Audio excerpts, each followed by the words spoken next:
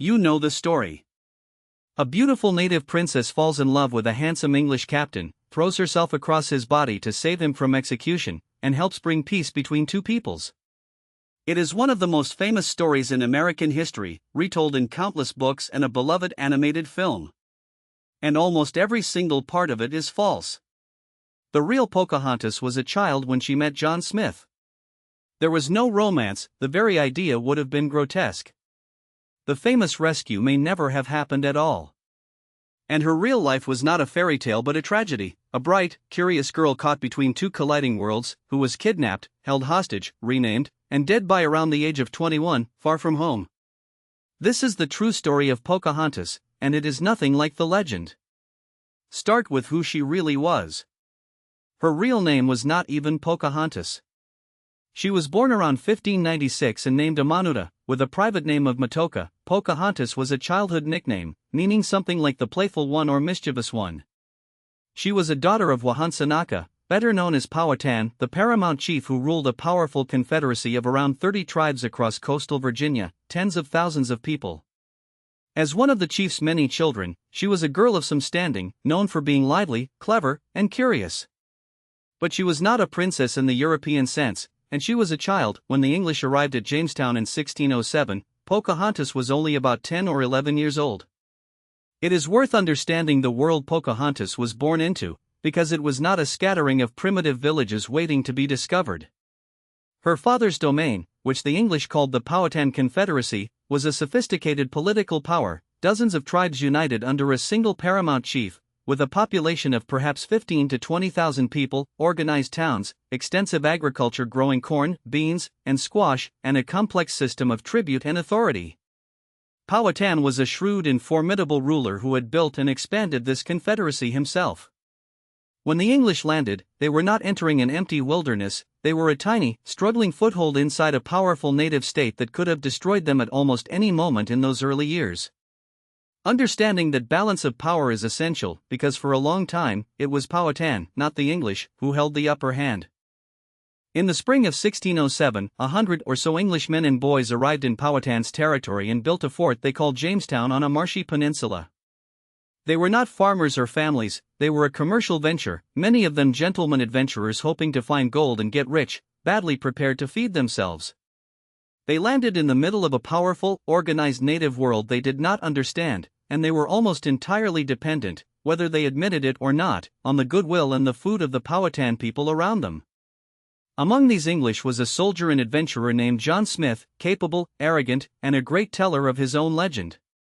And it is Smith's own writings, years later, that gave us the famous story. That is the first clue that we should be careful. Jamestown very nearly failed completely, and the truth of those years is grim. The site was a disease-ridden marsh with bad water. The gentlemen adventurers refused to do manual labor and would not plant enough food. In the winter of 1609 to 1610, known as the Starving Time, the colony collapsed into horror. Hundreds died of starvation and disease, and there is credible evidence, including archaeological remains, that the desperate survivors resorted to cannibalism, eating the dead. Of several hundred colonists, only around 60 survived that winter. This is the reality behind the romantic backdrop of the Pocahontas legend, not a charming frontier settlement, but a failing, starving outpost kept alive in its earliest years largely by Powhatan corn. The English survival at Jamestown depended, again and again, on native food. That dependence is the true engine of the whole story. Here is what Smith wrote. In late 1607, he was captured by Powhatan's men and brought before the chief. According to the account he published years later, he was seized, his head placed on two great stones, and warriors raised their clubs to beat out his brains, when suddenly Pocahontas, the chief's young daughter, rushed forward, took his head in her arms, and laid her own head upon his to save him, and Powhatan relented. It is the scene everyone knows. But there are serious problems with it. Smith did not mention this dramatic rescue at all in his earliest accounts. It appeared only years later, in 1624, after Pocahontas had become famous in England and could not contradict him. Historians have long been deeply skeptical of a story that grew so conveniently in the retelling. There are two likely truths behind the legend, and neither is a romance. The first possibility is simply that Smith, a known self-promoter, invented or embellished the rescue to make himself the hero of a thrilling tale for his English readers. The second, and more intriguing, possibility is that something did happen, but that Smith completely misunderstood it.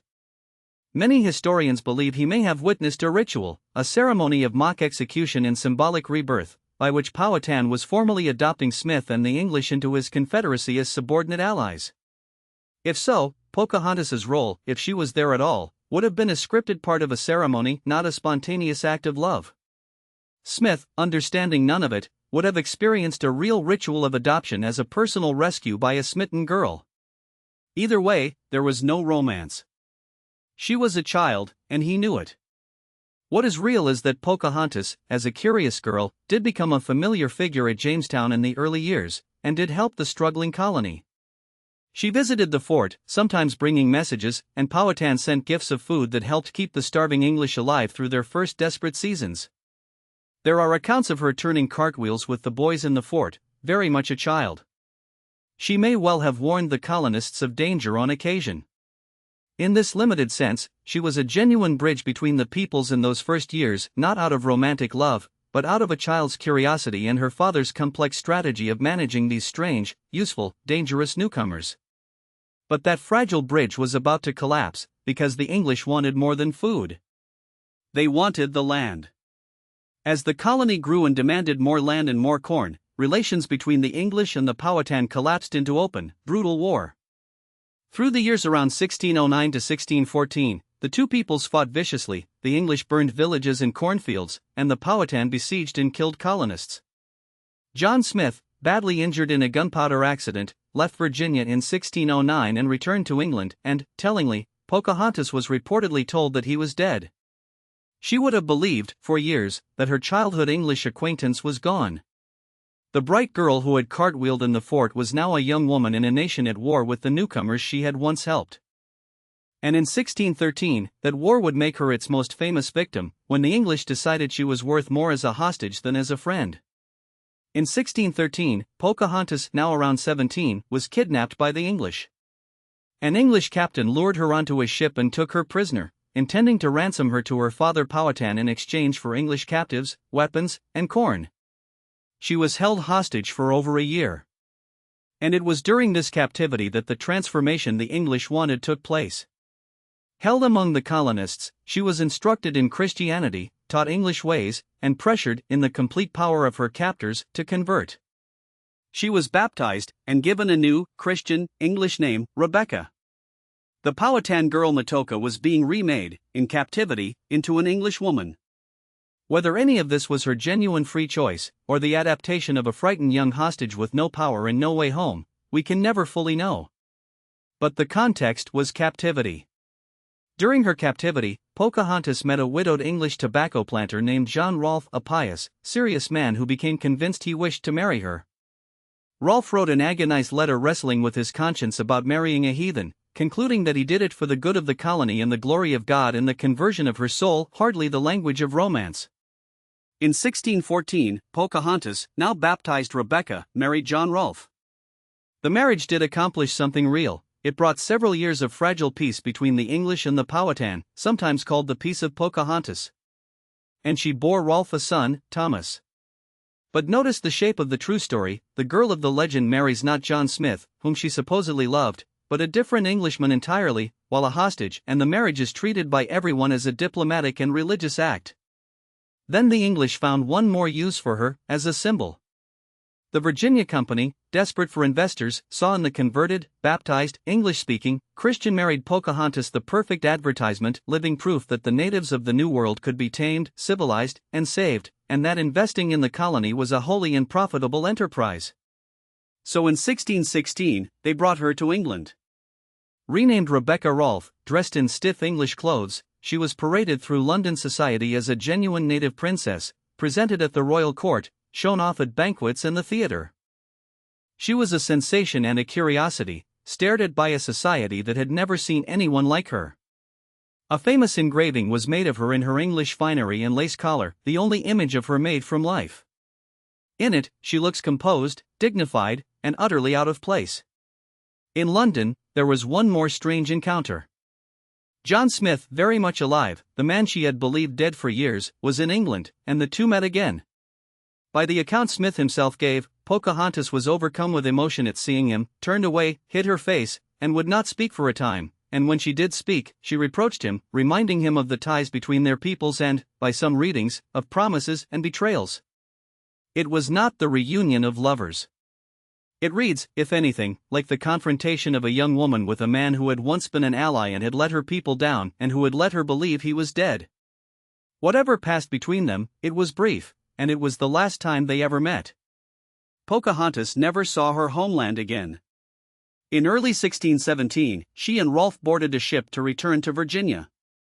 But she had fallen gravely ill, possibly with pneumonia, tuberculosis, or some disease of the unfamiliar English environment.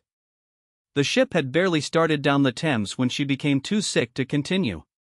She was taken ashore at the town of Gravesend, and there she died, and was buried, in March 1617. She was only around 20 or 21 years old. Her final words, as Rolfe reported them, were quietly devastating in their acceptance. All must die, she is said to have said, but it is enough that the child liveth. She was laid in the ground of an English churchyard thousands of miles from the rivers of Virginia where she was born, and the exact location of her grave is lost today. The aftermath was bleak for her people. Her father Powhatan died the year after she did. The fragile peace of Pocahontas did not long survive them. Within a few years, the English hunger for land brought renewed and even more devastating wars, and the powerful confederacy her father had built was steadily broken and dispossessed over the following decades. The colony she had been used to advertise thrived and grew into the beginning of English America, built on the tobacco her husband Rolfe had helped make profitable, and on the land of her people. Her infant son Thomas Rolfe was raised in England and later returned to Virginia, and through him Pocahontas has many thousands of descendants today, including some of Virginia's most prominent families, a strange final irony of a life spent between two worlds. It is worth asking how the fairy tale grew so far from the facts. In her own lifetime, Pocahontas was a diplomatic pawn and a colonial advertisement. But over the following centuries, especially in the 1800s, Americans reshaped her into something they needed, a romantic symbol of the new world embracing the old, of native peoples supposedly welcoming and blessing their own displacement.